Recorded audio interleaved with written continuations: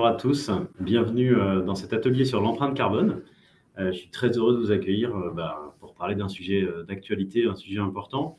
J'ai choisi un titre un petit peu provocateur, mais en fait qui me représente bien et mon état d'esprit. Donc mesurer c'est bien, mais il est urgent d'agir. On parle beaucoup de mesures et vu l'urgence climatique et l'été notamment qu'on a vécu, voilà, il est important de se mettre en action et de ne pas perdre trop de temps à mesurer.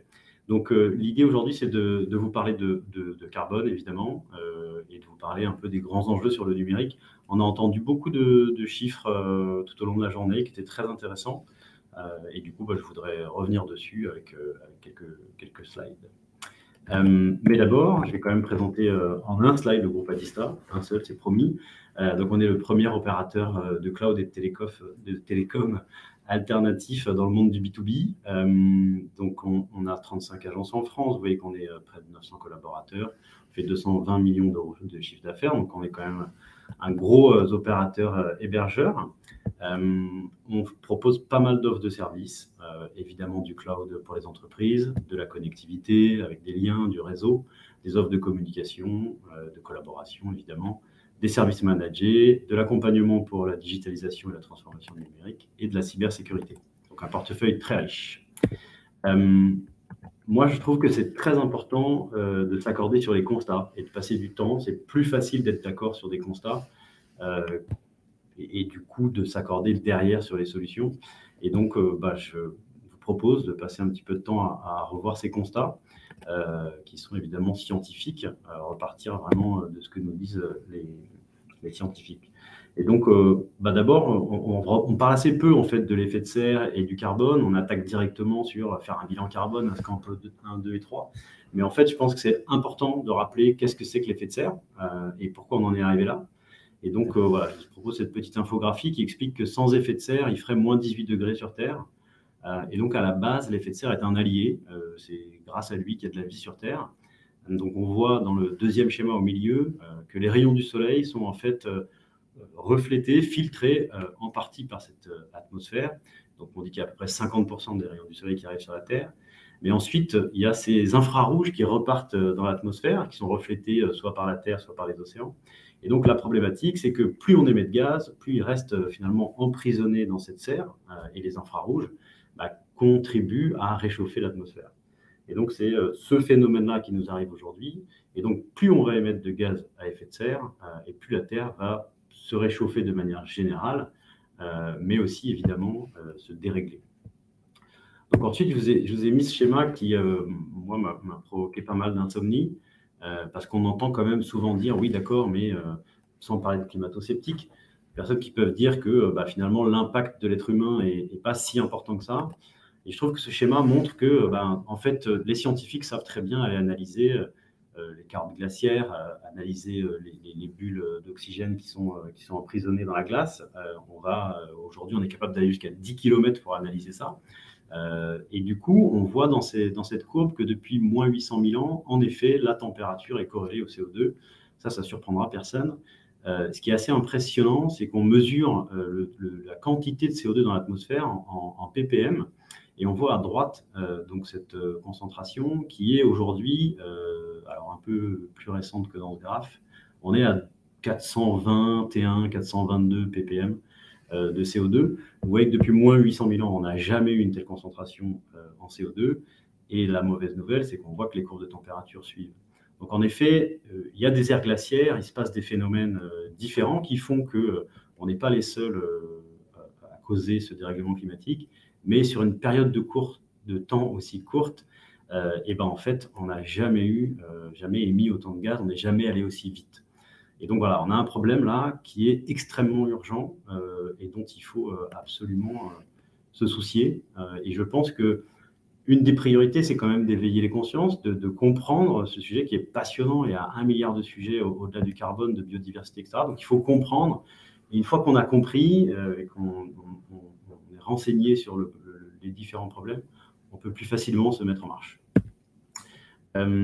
Ici, je vous propose de repartager rapidement, je n'ai pas mis la source d'ailleurs, je suis désolé, c'est le Haut Conseil pour le climat qui a sorti cette infographie en 2021, et je trouve qu'elle est passionnante, puisqu'on voit les principales émissions françaises en 2021, On est en France, on a une énergie au nucléaire dont on parle beaucoup, je ne vais pas forcément en parler ici, mais qui du coup est décarbonée.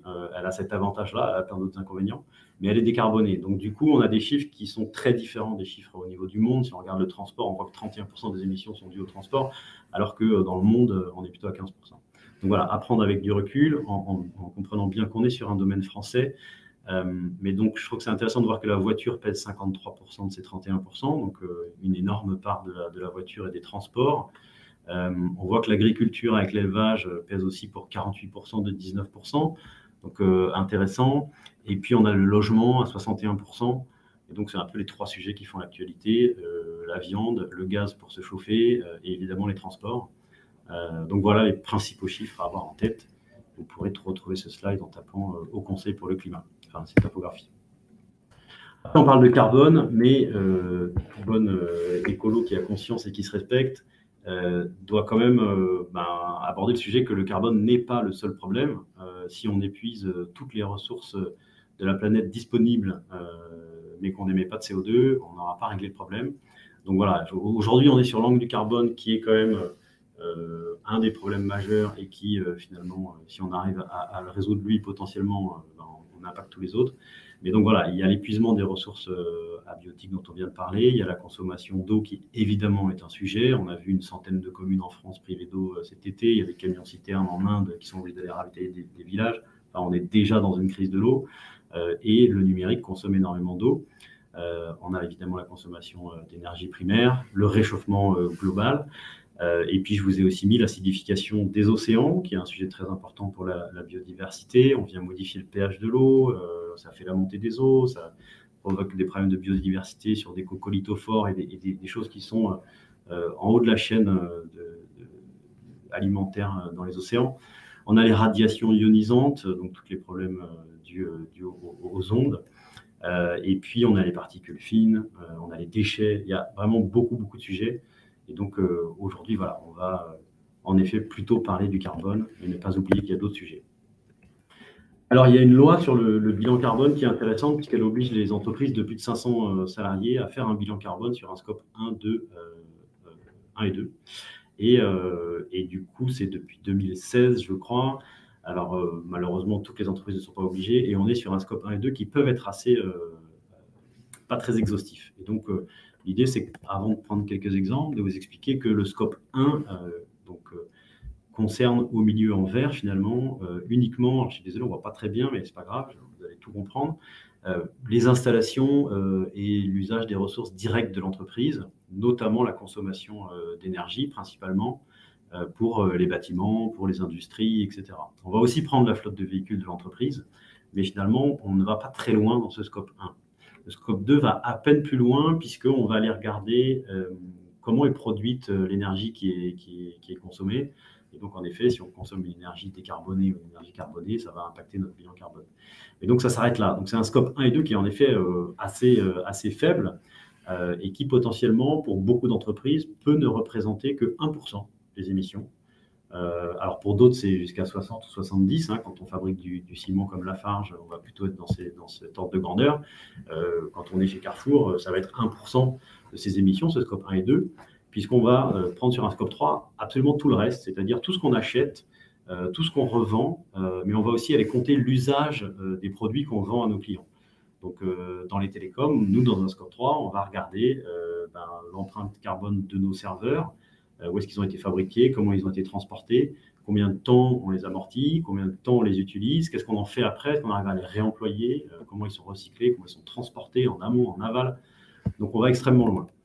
Il y a un exemple que j'aime beaucoup prendre, pas pour faire de la pub pour Coca-Cola, ça c'est sûr que non, mais si vous voulez, dans un exemple de bilan carbone de Coca, Coca est censé prendre la consommation d'énergie des frigos de tout le monde, puisque quand vous buvez un Coca, c'est une boisson qui est faite pour être bu fraîche. Et du coup, c'est un exemple qui montre la complexité finalement de faire un bilan carbone, puisqu'on ne va pas prendre la consommation de votre frigo, on va prendre une petite part du pourcentage de la consommation de votre frigo, plus celui du supermarché, de la chaîne de froid, etc. etc.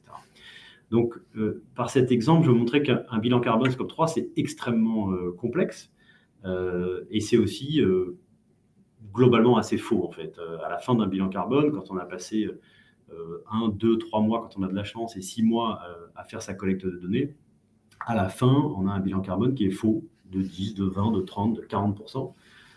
Et du coup, c'est pour ça aussi que j'ai choisi ce titre, que mesurer c'est bien, mais finalement, il est urgent d'agir, parce qu'on peut passer 6 mois à mesurer quelque chose qui, à la fin, sera faux, ou on peut se dire qu'il y a une urgence, et que l'urgence, c'est d'agir, et pas de mesurer.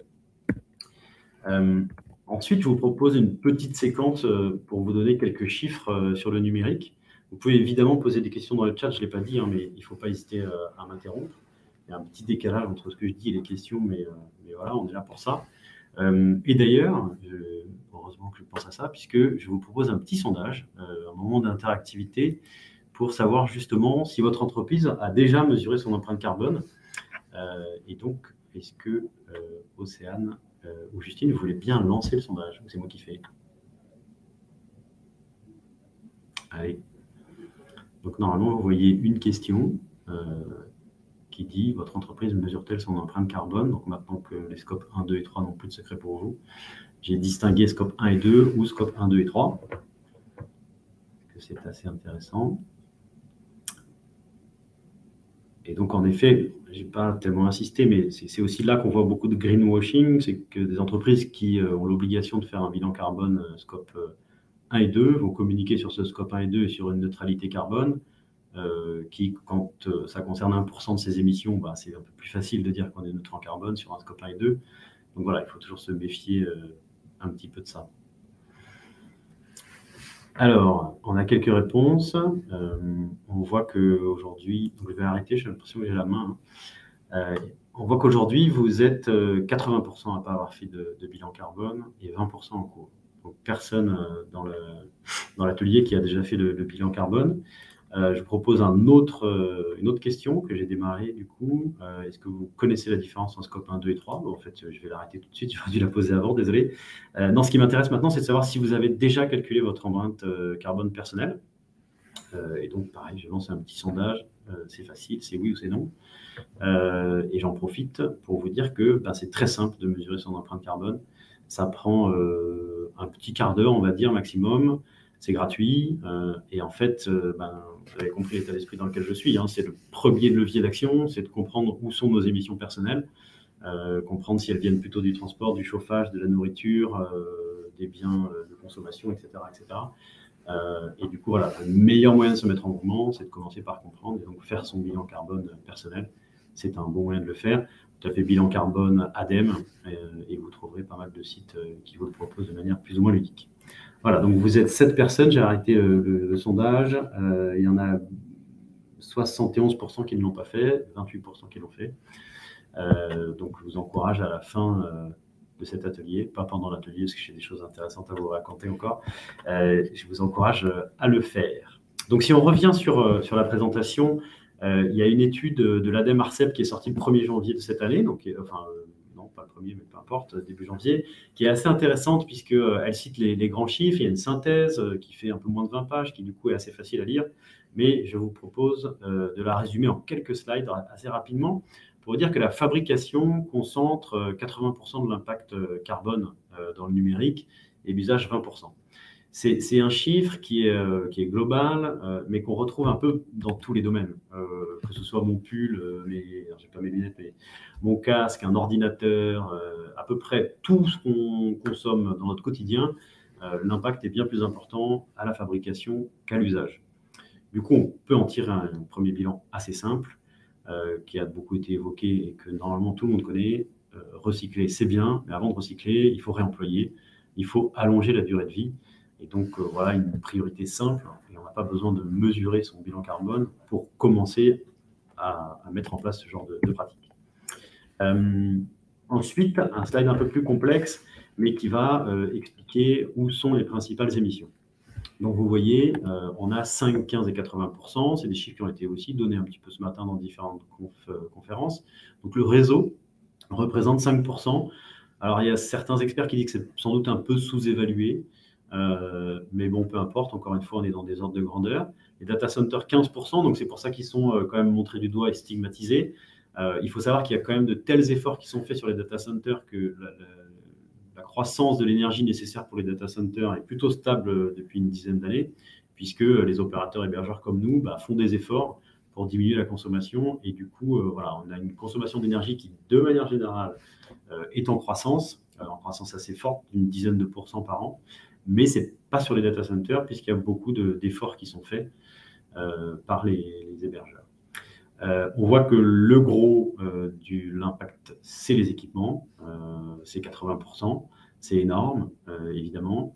Et donc, ces 80%, on voit comment ils se répartissent. Donc, on a 35% sur l'écran et les matériels audiovisuels. Donc, c'est vraiment là que l'effort se fait. Alors, on est sur une étude qui prend en compte les télés. Dans cette étude, on n'est pas que dans le B2B. Donc, ça veut dire que les écrans, les TV LCD, etc., contribuent, vous le voyez, pour beaucoup. On a aussi les écrans de PC dans cette famille. On a les box. Ensuite, on a les ordinateurs qui sont à 30%, un peu en bas. On a les smartphones à 20%. Vous savez que 88% des Français changent leur smartphone au bout de 18 mois quand il fonctionne encore.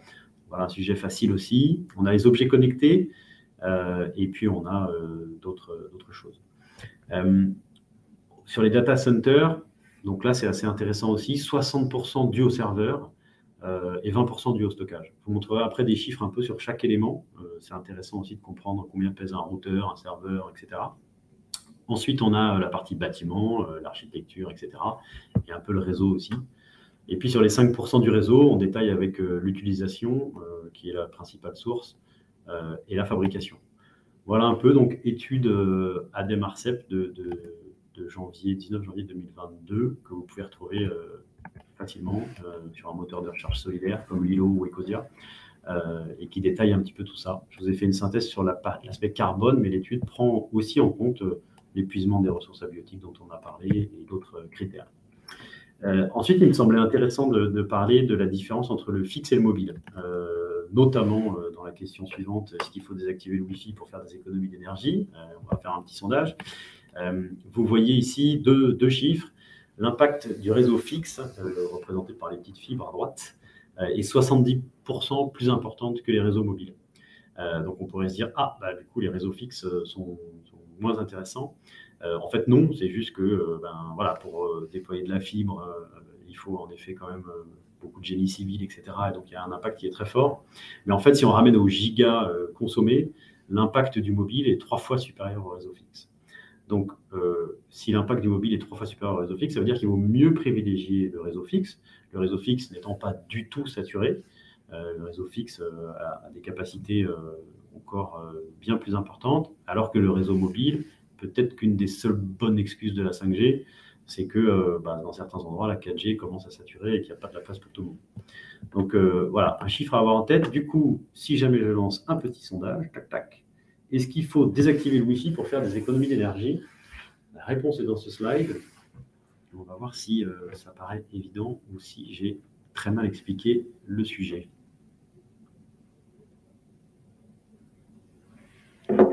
Ou si on a des comiques ou des provocateurs autour de l'atelier. Parce que je vois qu'il faut désactiver le Wi-Fi. J'ai des réponses qui disent oui.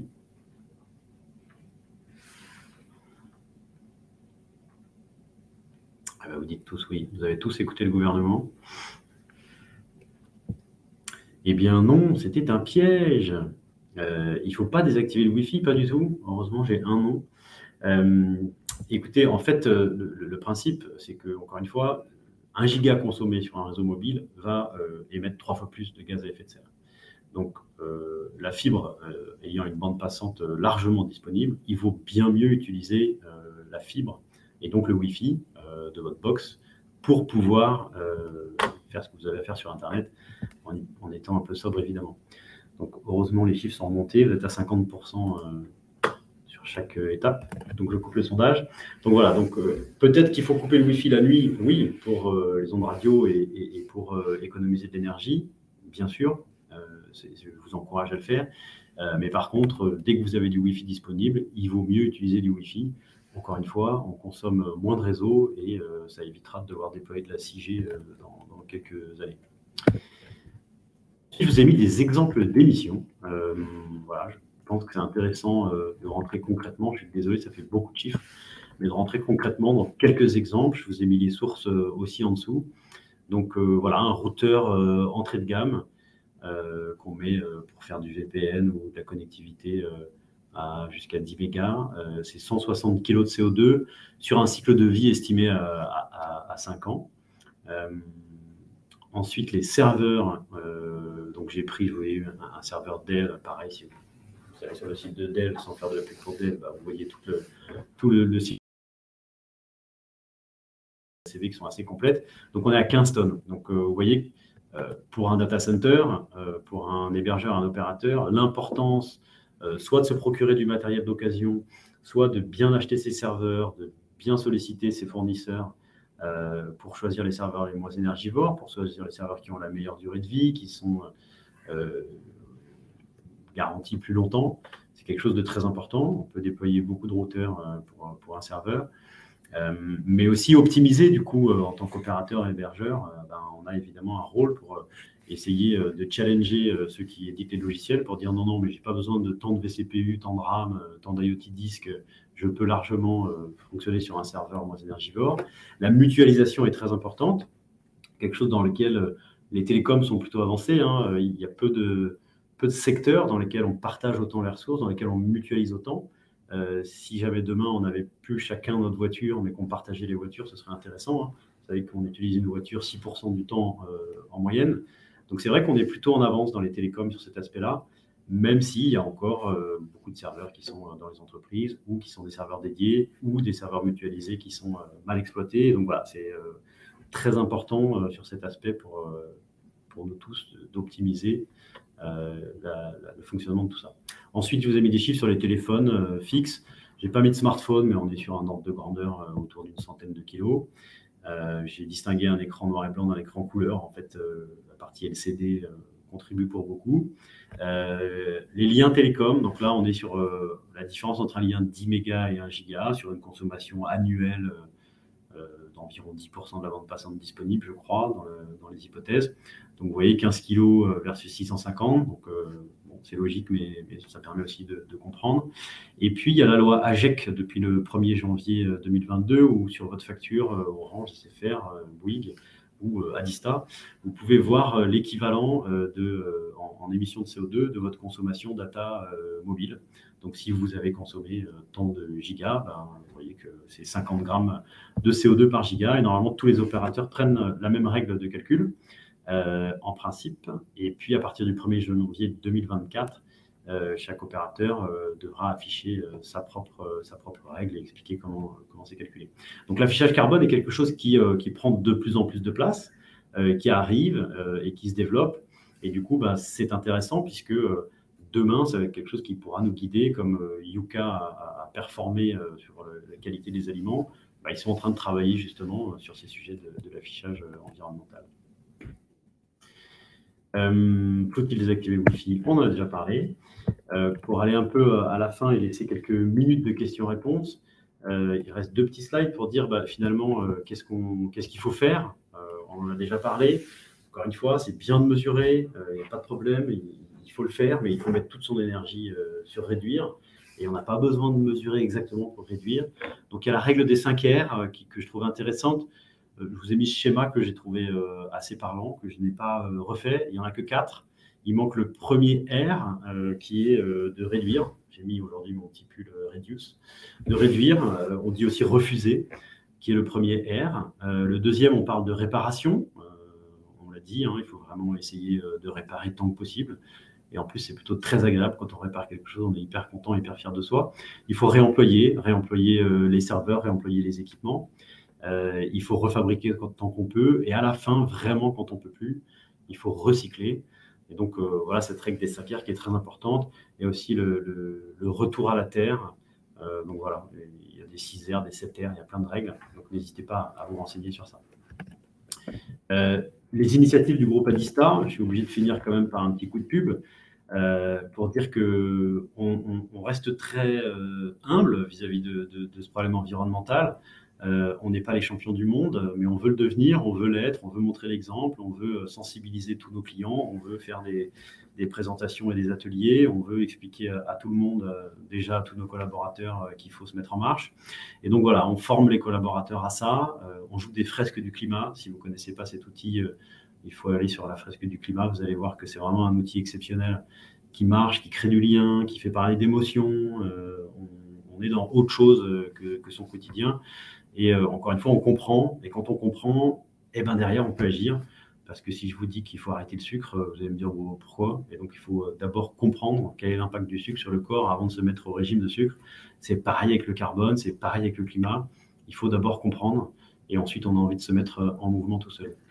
Appliquer la règle des 5 R, évidemment. Donc, on investit évidemment pour réduire notre consommation d'énergie dans nos data centers, pour essayer d'avoir des PUE, le fait de consommer moins pour refroidir les data centers. On achète d'occasion, on l'a vu, notamment les serveurs, c'est là qu'il y a un impact. On allonge la durée de vie, on spécialise un centre de logistique pour récupérer pas 100% des équipements, mais 150, autant qu'on peut, puisqu'on a des clients qu'on peut acheter chez nous, et c'est pas grave, on a des clients qu'on peut aider aussi sur cette partie-là, à récupérer les équipements et à les faire retourner dans notre circuit. On a un projet assez original de construire un DC bas carbone, et donc on travaille pour finalement l'intégrer dans une ferme avec un agriculteur qui fait déjà du méthane à partir de biodéchets. Et du coup, ça a plusieurs vertus. On consomme une énergie qui est verte parce qu'on a déjà signé des contrats d'énergie verte, mais c'est des choses qui sont pas du greenwashing, mais voilà, qui n'ont pas un réel impact. Alors que là, en venant avec un agriculteur, on consomme une énergie qui est locale, qui est 100% verte, qui n'est pas intermittente. Et en plus de ça, on peut récupérer la chaleur fatale dans le process de méthanisation pour faire du froid et ainsi baisser notre consommation d'énergie. Et la meilleure énergie du monde, c'est celle qu'on ne consomme pas. Et donc, avant de s'alimenter en parallèle, il faut aussi absolument réduire notre consommation. Donc voilà, un projet ambitieux. Et puis, quand même, en parallèle, évidemment, il faut mesurer, bien sûr. Je ne vais pas vous dire qu'il ne faut pas le faire, mais il ne faut pas passer des mois sur la collecte de données. Il faut prendre du recul et se dire qu'à la fin, on a quelque chose qui sera de toute façon erroné et qu'il ne faut surtout pas attendre avant d'agir. Il faut agir en parallèle. Voilà ce que j'avais un petit peu à vous raconter sur cet atelier. J'espère que ça vous a plu. Et puis, si vous avez des questions, n'hésitez pas. Donc, il y a une petite latence de 30 secondes. Donc, je vais meubler en attendant de voir s'il y a des questions. Mais si vous voulez revenir sur l'empreinte carbone de quelques équipements, si vous voulez revenir sur le dérèglement climatique, je suis bien sûr disponible pour parler de tout ça.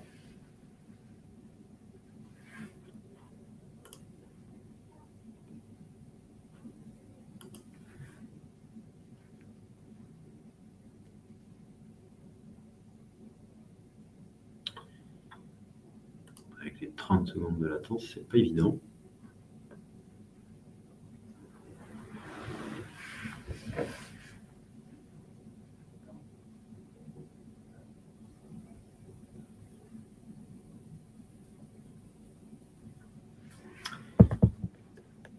Écoutez, j'ai l'impression qu'il n'y a pas de questions qui arrivent. Océane, Justine, je ne me trompe pas.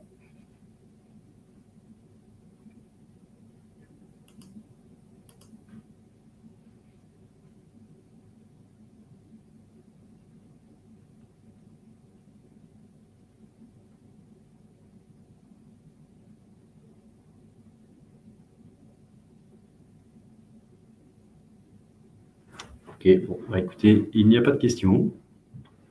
Du coup, je vous remercie à tous pour votre participation. J'espère que ça vous a intéressé. Et puis, n'hésitez pas à me contacter. Vous me trouverez facilement sur LinkedIn et je vous répondrai avec plaisir pour échanger sur ces sujets. À très bientôt. Merci beaucoup.